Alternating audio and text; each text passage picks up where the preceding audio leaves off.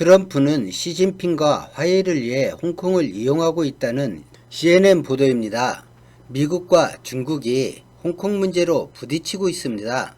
도널드 트럼프 대통령은 홍콩에 대해 움직여야 할 동기가 있었습니다.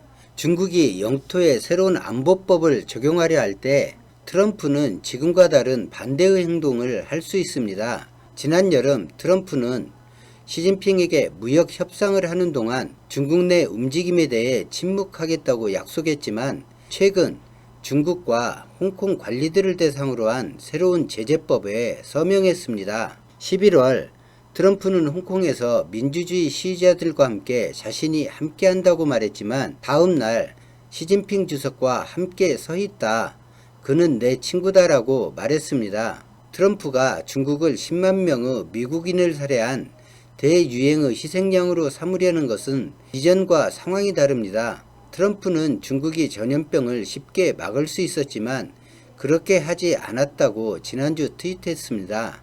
반중국 정서에 의지하는 트럼프 행정부는 홍콩 안보법을 재난이라고 부르고 있으며 홍콩인들 항의 시위를 바라보면서 트럼프는 시진핑과 화해를 준비하고 있을지도 모릅니다.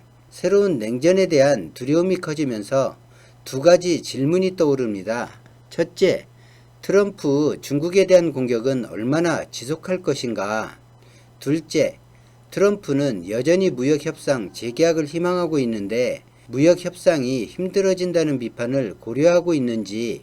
반중국 정책은 의회의 튼튼한 조치가 요구되는데 손실을 부르는 트럼프 홍콩 정책에 대한 답변이 의회에서 준비될 것으로 보입니다. 트럼프에게는 국제금융허브로서 역할을 방해할 수 있는 홍콩의 미국 특별거래 지위를 처리해야 하는 최종적인 제재만 남았습니다. 그 카드는 쓰기 전에 더 큰 힘이 있습니다. 그 카드로 체면을 차릴 양보를 얻어낼지 러시아의 존재 가치를 급부상시키며 그야말로 미중 두 나라가 신냉전으로 향할지 지켜보면서 신냉전의 대부분 국가가 부정적인 상황임을 한국은 적절히 이용하며 행보를 하면 어떨까 생각합니다. 사실 제가 보기엔 미국과 중국 사이에 일어나는 일은 냉전이 아닙니다. 미국과 중국의 거대 기업들 사이에서 유리한 고지를 차지하려는 대립으로 보입니다. 그런데 사실 이보다 더 무서운 것은 양국의 민족주의자들이 더 부딪혀 보려 하는 정치적 동기가 있다는 사실입니다. 트럼프 중국에 대한 모욕과 비난은 세계를 움직이는 정치, 외교, 무역의 가장 중요한 관계에서 이미 급격한 쇠퇴를 가속화하고 있습니다. 도널드 트럼프 미국 대통령은 중국이 희생양이 되어 대선 캠페인의 도구로 활용하려 하고 있습니다. 베이징은 미국에 맞서서 내부 불만을 증폭시키고 있으며 미국 정치체제의 독선을 암시하기 위해 미국의 대중국 정책에 대응하고 있습니다. 그러나 정치적 이해충돌은 지정학적 균형을 돌이킬 수 없을 정도로 손상시킬 수 있으며 대만이나 남중국해 같은 핫스팟에서 계산 오류에 대한 군사 충돌 두려움을 심화시키고 있습니다.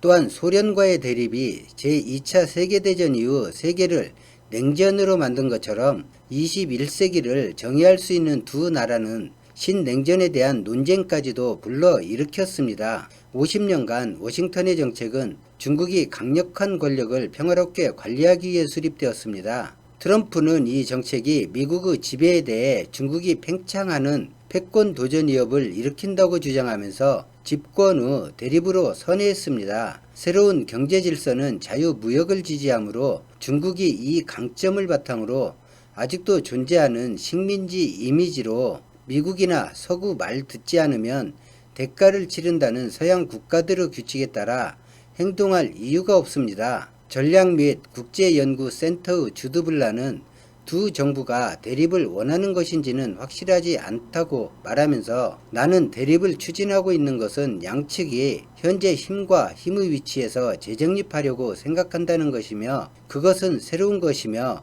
서방 국가에게는 생소한 경험이고 적응된 질서가 아니어서 혼란이 있다고 말했습니다. 오늘 영상은 여기까지입니다. 고맙습니다.